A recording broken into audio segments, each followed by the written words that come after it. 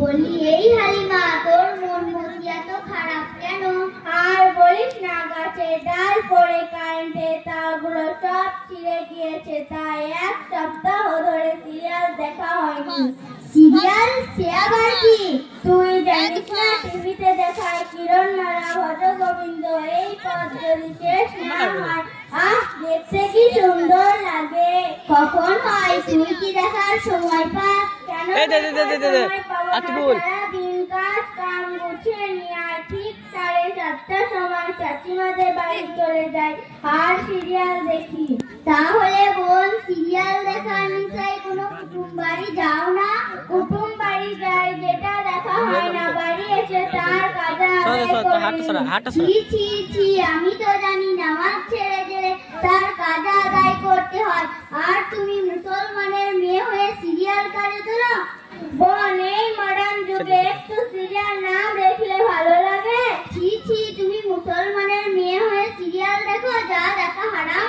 বোন, এমন আবেশ হয়ে গিয়েছে যে একদিন সিরিয়াল না দেখলে রাতে যে ঘুম আসে না। কারণ আমাদের নবী সাল্লাল্লাহু আলাইহি সাল্লাম বলতেন, আল মারউ রুম্মান আহাব্বা, অর্থাৎ যে যাকে ভালোবাসবে তার সাথে তার হাসর হবে। তুমি যে সিরিয়াল দেখো, ইহুদি নাসেরদের সাথে তোমার হাসর হবে। তাড়াতাড়ি তাওবা করো। বোন, আমাকে পরকালের শাস্তি থেকে বাঁচাও, আমি তো তাওবা করতে জানি না।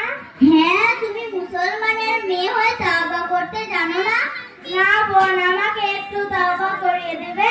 তবে আমার সাথে করো, আস্তাগফিরুল্লাহ, আস্তাগফিরুল্লাহ, রব্বি রব্বি ওই আজকে বললো যে আমার ব্যাগে চার্জার আছে, জাম্বিউ ওয়াতুবু ইলাইহি ইলাইহি লা হাওলা ওয়ালা কুওয়াতা ইল্লা বিল্লাহিল